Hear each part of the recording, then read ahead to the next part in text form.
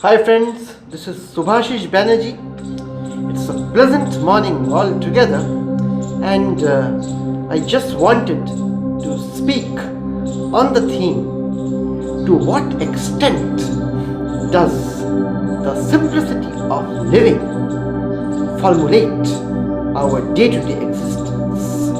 Well, what basically is simplicity? Is it simplicity of the heart? Is it the simplicity of our perceptions, of our conceptions, of our formulations, of our entire vision, of our entire outlook towards life? Is it simplicity of the heart? Is it an inexplicable and enigmatic innocence that goads our daily existence? To what extent is simplicity rewarded? The modern world, the current era, is marked, marred, and maimed by the intricacy of living. People all around, and most of them buried in a psychological mound. The quintessence of the heart, the emanations in tones of the true sublime, when they manifest themselves in the form of emotions being sterling and impeccable in nature, well, hardly does get a positive response from the crafty and feline world, so full of diplomatic tacts, making people to reside in a state of affairs that concerns their own selves and nothing else.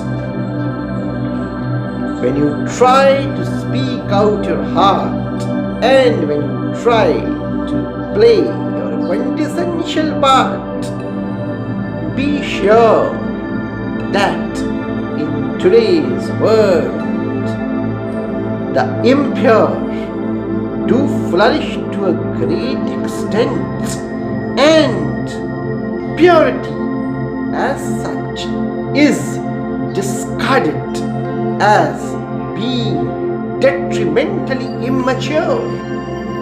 So, how to exist, how to persist, how to thrive, and how to survive in today's world where duality, ambiguity, and double speak is the order of the day, where people try to demean everything that you mean from the bottom, from the core of your existence.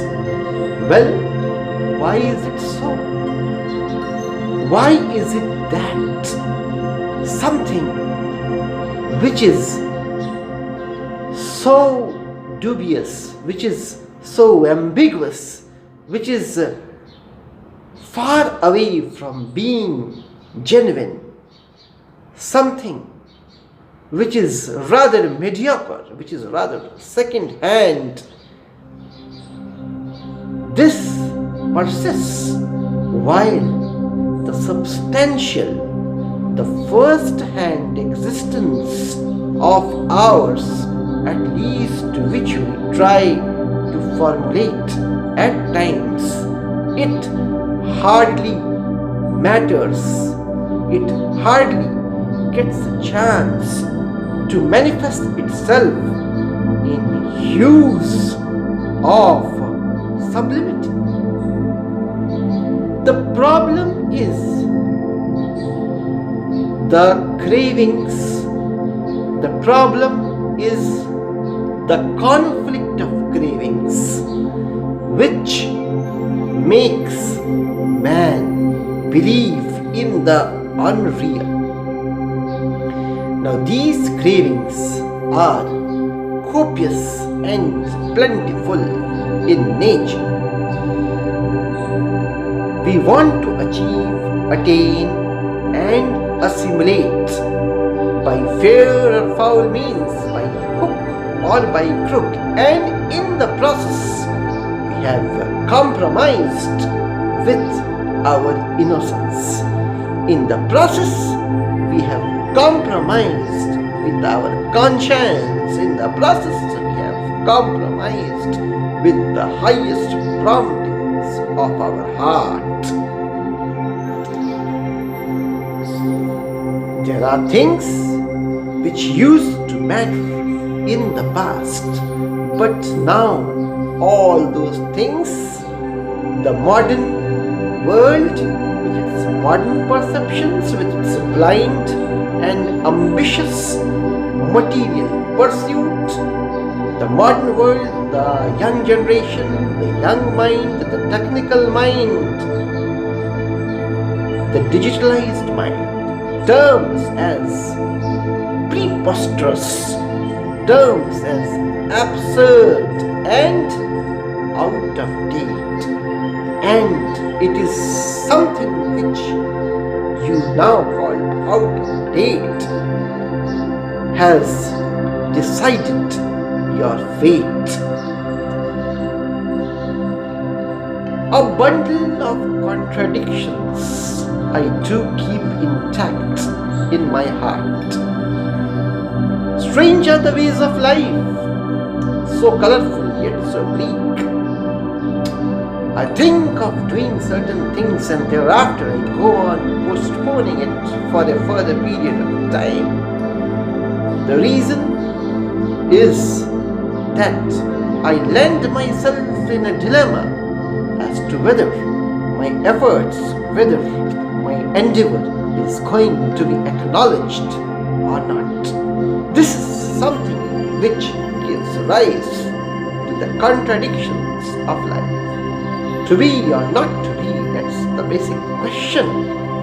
Whether to move forward with my ideals, with my principles, with my ideologies, with my advocacy of truth, or whether to retreat and retard and compromise with the real essence of life.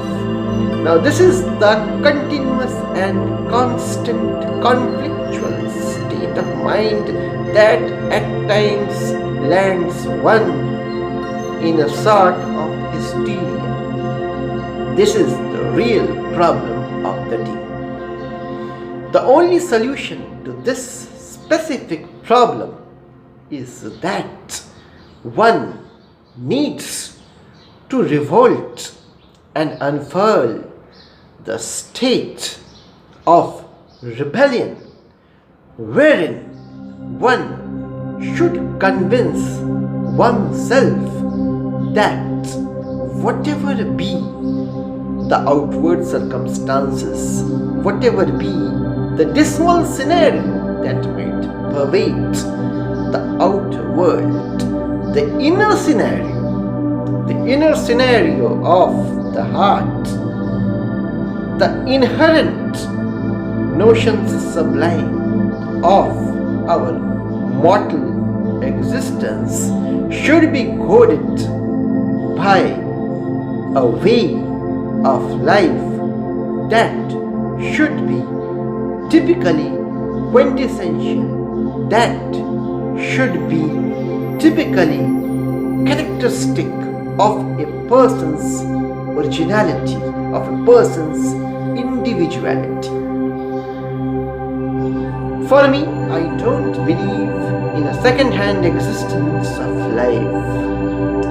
I have never quite compromised with what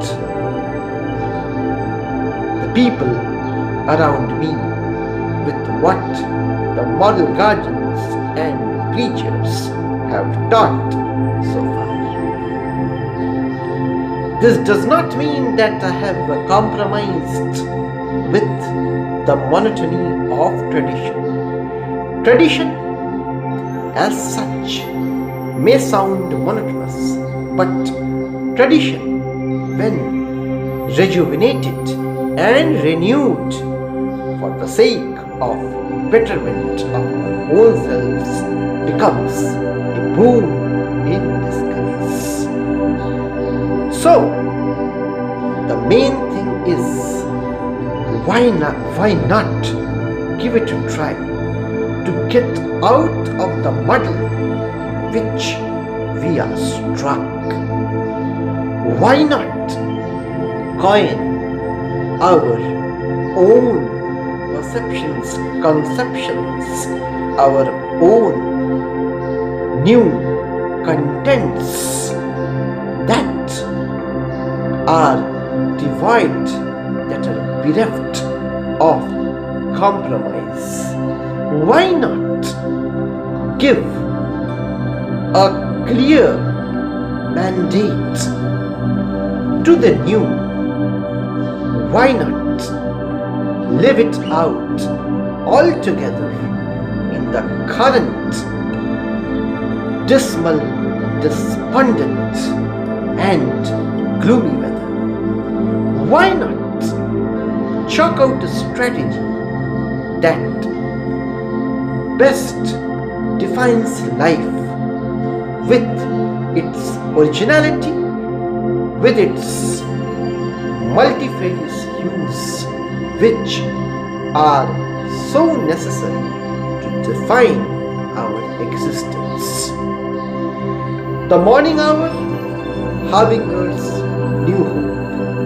It's the beginning of a new day, and let this day usher in the tidings of effulgence, exuberance, and delectable delight with utmost might, that might again be capable of bringing about a transformation in the way we have thought, in the way we have modulated our perceptions, in the way we have tried to live it out till date.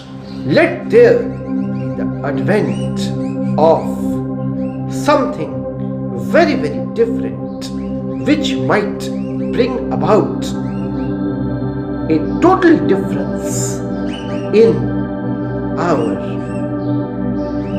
basic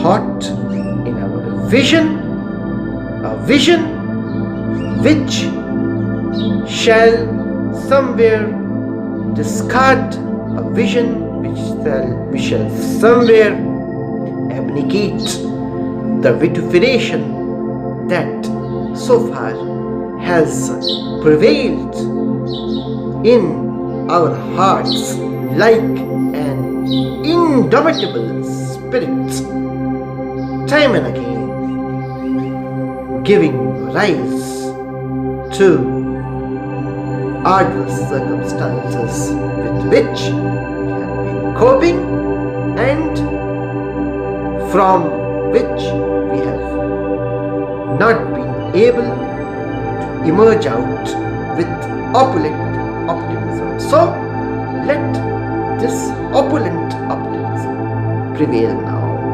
Let this hope come into existence. Thank you.